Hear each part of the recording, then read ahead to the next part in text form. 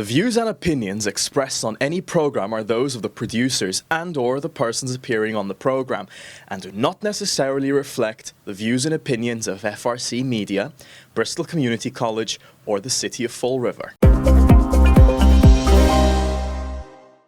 It's been a couple of weeks since we checked in on the latest real estate and economic development news with our friends, Fall River Development News, and Kevin Lawrence. And Kevin joins us right now. Kevin, how are you this week? Very well. Happy to be here again, Keith.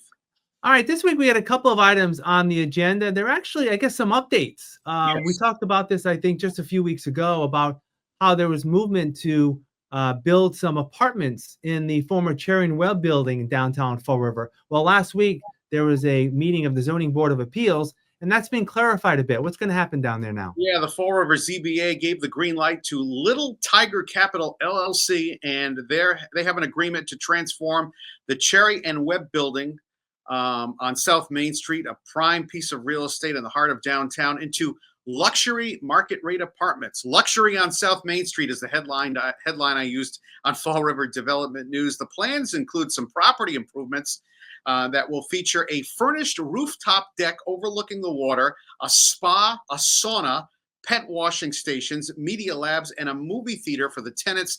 They're looking to put 70 residential market rate apartments into the Cherry and Webb building. They still want to retain the commercial spaces on the first level.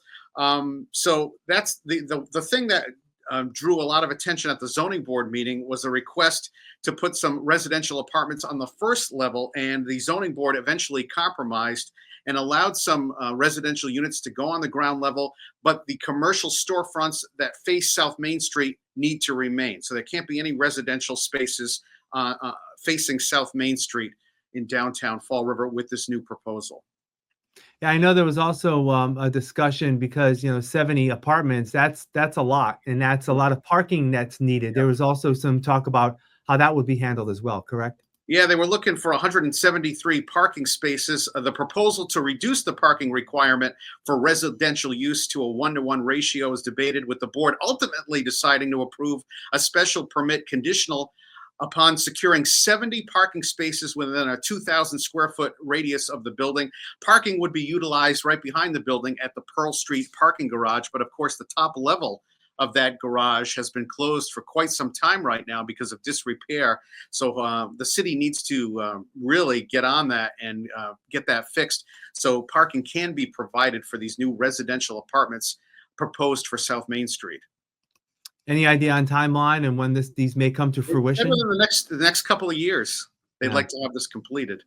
And I know those who are in the housing community here in Fall River will look at the word luxury, like you posted on your Facebook page, and sort of roll their eyes because Fall River needs a lot of more affordable housing, and this is definitely in the opposite direction. So we'll see what happens on that. No doubt. It'll definitely create some foot traffic downtown to help the businesses that still remain there. Yeah, so we'll have to wait and see how that shakes out. The other update we have is with O'Connell, the O'Connell Boatyard. They've been looking for some help in doing some outside entertainment on their property, and that also has some update as well.